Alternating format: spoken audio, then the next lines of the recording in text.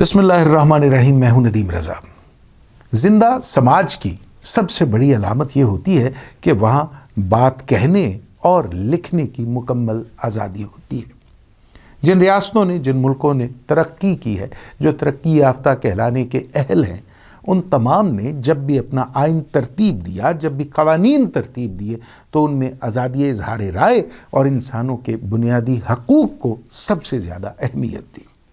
अगर हम इस्लाम की मिसाल दें, जब इस्लामी रियासत बन रही थी तब भी ऐसे कवानीन थे कि आम आदमी को हुक्मरान से ये पूछने का हक हासिल था कि ए उमर बिन खत्ताब, अगर माले गनीमत से हमारे लिए एक एक चादर बनी है, हमें एक एक चादर मिली है, तो तुम्हारे जिस्म पर, तुम्हारे बदन पर 2 चादरें क्यों हैं?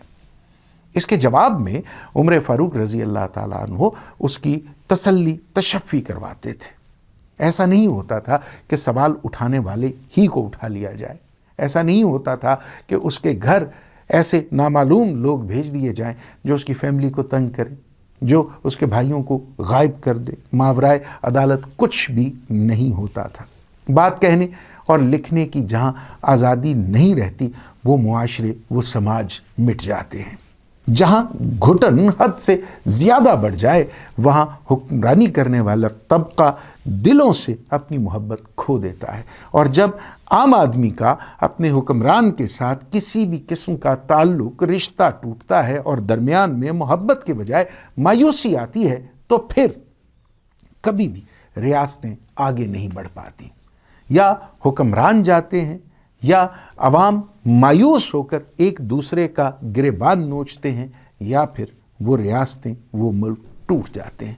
या हुकूमत जाती है, इनकलाब आता है, और दुनिया में जिस रियासत पे, जिस मुल्क में, जिस धरती पर भी इस तरह का इनकलाब आया है, वो बाद में दिहाइयों तक वो रियासत, वो मुल्क, वो मुआशरा संभल नहीं पाया।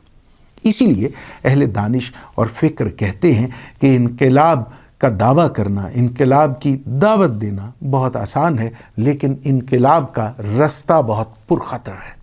इस रास्ते से गुज़र कर मुल्क, रियासतें सदियों तक संभलने में गुजार देते हैं।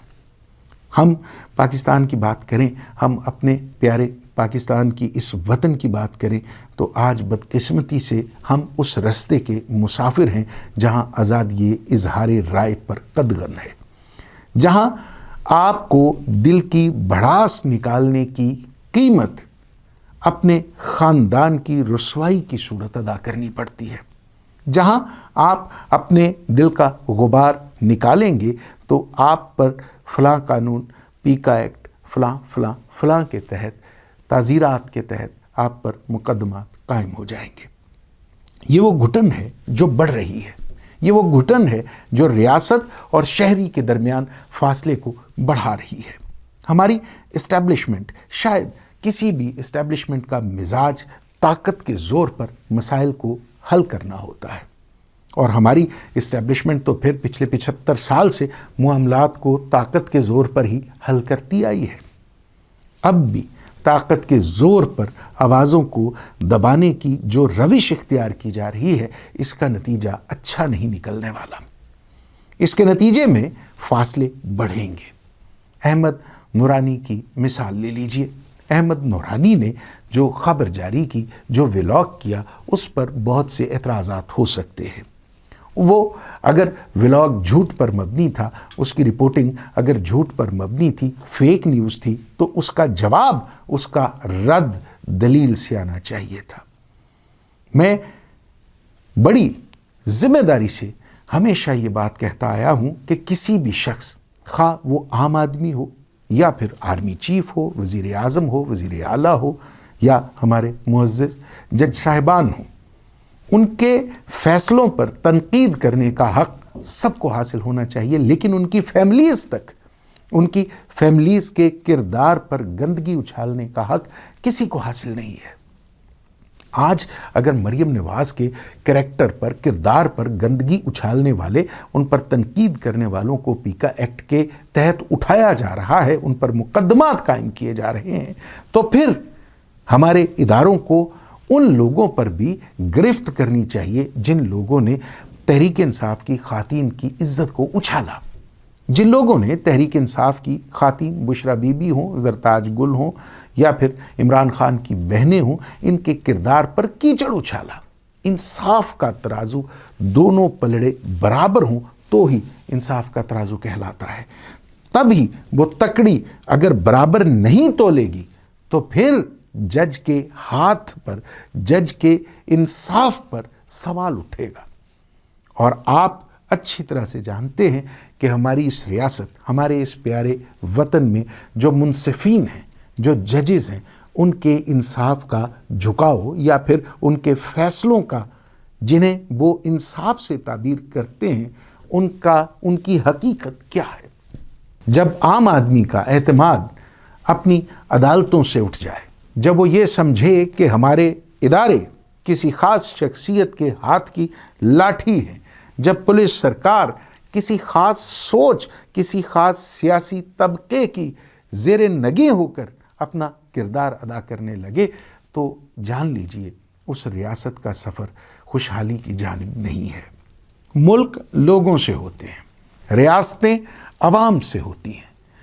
ریاست کے عوام خوشحال ہوں گے، ریاست کے عوام کی جڑت، تعلق اس مٹی سے، اس سسٹم سے، اس نظام کو چلانے والی مشینری سے اگر گہری ہوگی، اگر ربط گہرا ہوگا، اعتماد ہوگا، یقین ہوگا، تو ریاست آگے بڑھے گی، ورنہ ریاست کا سفر کھوٹا ہوتا جائے گا، دشمن کے لیے آسانی ہوگی۔ اور جیسا کہ پاکستان کے لیے مشکلات ہو رہی ہیں، بلوچستان ہو، کے پی ہو، سندھ ہو، پنجاب ہو، ہر جگہ سے عدم اعتماد کی، عدم تحفظ کی ایسی فضا کی بو آ رہی ہے جو اس ریاست کے مستقبل کے لیے اچھی نہیں ہے۔ ہم ہارڈ اسٹیٹ بنائیں، ہم سافٹ اسٹیٹ کی بات کریں، ہم آپریشن کرنے کا دعویٰ رکھیں، ہم آپریشن نہ کر کے مذاکرات کے ذریعے مسائل کو حل کرنے کے راستے کا انتخاب کریں۔ ہم کچھ بھی کریں، ہر معاملے کو عوام کے جذبات اور عوام کی سوچ کے تابع رکھتے ہوئے آگے بڑھیں گے تو مسائل حل ہوں گے، ورنہ الجھنیں اور بڑھیں گی۔ یہ جو گنجلیں ہیں یہ سلجھیں گے نہیں، یہ مسائل حل ہونے والے نہیں ہیں۔ لہٰذا ہماری ریاست کو چلانے والے طاقتور حلقے ہوں یا پھر سر آئینہ جن کا عکس ہے، یا جو پس آئینہ طاقتیں ہیں، قوتیں ہیں، انہیں اب 75 سال کے تجربات سے یہ سبق سیکھ لینا چاہیے کہ ریاست تبھی مضبوط ہوتی ہے، تبھی آگے بڑھتی ہے جب اس کے ساتھ اس کے لوگ، اس کے عوام اس کے ساتھ کھڑے ہوں۔ جب تک ہمارا حکمران طبقہ، ہمارا طاقتور طبقہ عام آدمی سے فاصلہ اختیار کر کے اسے اپنے تابع، اسے اپنے زیر نگیں کرنے کی سوچ نہیں چھوڑتا، یہ ریاست آگے نہیں بڑھے گی، یہ ریاست مضبوط نہیں ہوگی، یہ ریاست ترقی یافتہ نہیں ہوگی۔ جب تک اشرافیہ اور عام آدمی کے درمیان فاصلہ ہے، جب تک آسائشیں برابر تقسیم نہیں ہوتی، جب تک یہ تصور موجود ہے کہ اس ریاست کے جتنے ثمرات ہیں وہ ایک مخصوص طبقے کی جھولی میں گریں گے، اور جتنے اس پیڑ سے پھل توڑنے والے پتھر ہیں وہ سارے کے سارے ہمارے غریب اور مفلوج الحال طبقے کے صحن میں آ پڑیں گے، تب تک یہ ریاست مفلوج رہے گی، یہ ریاست ترقی نہیں کرے گی۔ اللہ رب العالمین سے دعا ہے، استدعا ہے کہ وہ اہل حکم کو، جن کے ہاتھ میں اصل اقتدار ہے، جن کے ہاتھ میں حکومت ہے، پس آئینہ ہوں، سر آئینہ ہوں، دونوں طرح کے طبقات کو نیک ہدایت دے۔ اللہ رب العالمین ان کو اتنی عقل سلیم دے کہ وہ خود کو عقل کل نہ سمجھے، وہ اپنے فیصلوں پر عام آدمی کی رائے کو غالب کریں، لوگوں کی رائے کو، لوگوں کے مزاج کی نبض کو سمجھنے کی صلاحیت ان میں اللہ رب العالمین پیدا کرے۔ اللہ رب العالمین سے استدعا ہے، اللہ سے دعا ہے کہ وہ اس ریاست کے لوگوں کی مشکلات آسان کرے، اس ریاست کے عوام پر اپنی رحمتوں، نعمتوں اور محبتوں کا نزول رکھے۔ اجازت دیجیے، خدا حافظ۔